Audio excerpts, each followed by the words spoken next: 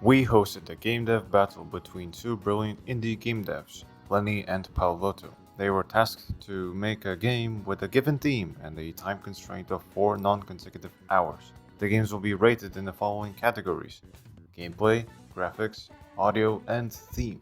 So, you might be wondering, how does this all start? Well, one day, Paolotto and Lenny hit me up to be a judge for their challenge. Naturally, I agreed and also provided them a theme, a very unique and interesting one, in fact: phone call. Expecting to get games involving phone calls, we got a 2D platformer game called Stranded by Lenny, and we got an interesting speed dialing game named The Trickster by Paolotto. First, let's take a look at Lenny's game. Here, we seem to be playing as an astronaut who crashed into a really deep pit. We're told that there's a telephone box that we can use to call for help, but it is located on the very surface.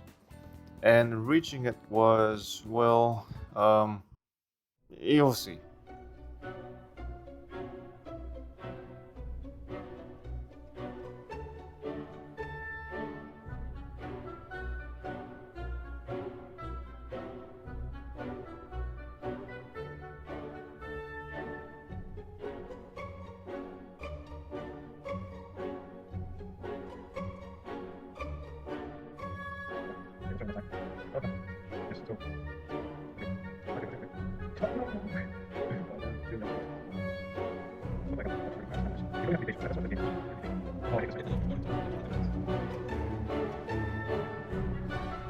Oh.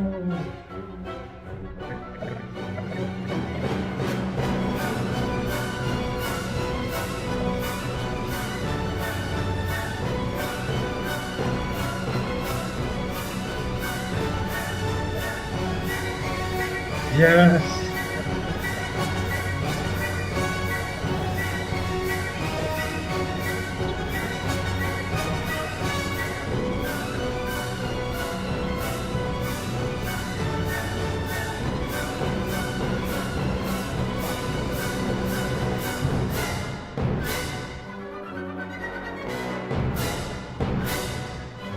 It's that last jump that's the hardest.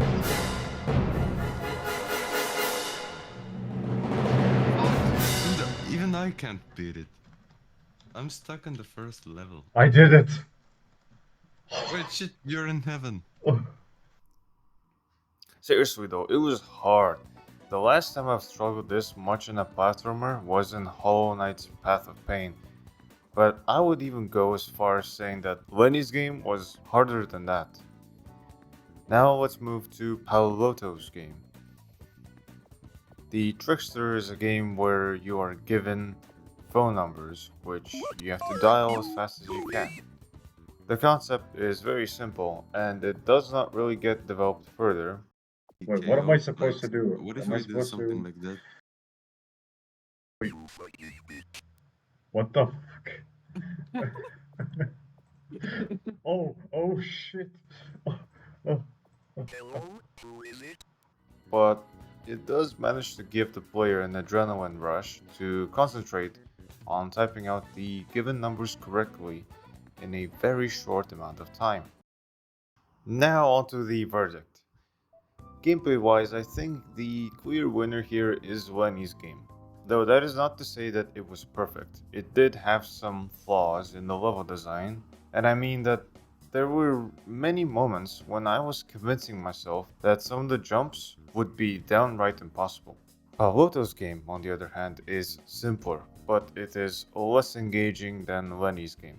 I think that the game would have been more fun if it were to get more challenging the more you progress. But throughout the whole game, the difficulty just stays constant, so that's what makes it have a lower gameplay score. Moving on to the graphics. Some simple pixel art was made during the development of both games. In comparison to Paolotto's game, I think Lenny's game does a good job at providing consistent 8-bit art and some nice visual effects. Paying more attention to Paolotto's game, it has a static interface of a mobile phone and also does have a subtle effect for clicks. Now, audio wise, Paolotto's game shines, and that is literally because Lenny's game is just silent. There are no audio files that are played during the game, but Paolotto's game provides audio cues for clicks and for the weird voices of the people that we hear on the phone. This is great because that's what puts it on spot for the theme that I provided. And speaking of the theme, both games do apply to the theme, yet I think, despite the lack of interactions with the phone calls, Paolotto's game certainly stands out more to it than Lenny's game. So as you see, if Lenny's game shines in gameplay and graphics, Paolotto's game outperforms in the categories of audio and theme. And that's a wrap for our first game dev battle. Yes, I say first because we are definitely open to hosting more challenges like this in the future. So if you're interested to take part, make sure to drop a comment below about yourself and why you would like to participate. So thanks for watching, and I'll see you guys next time. Peace out.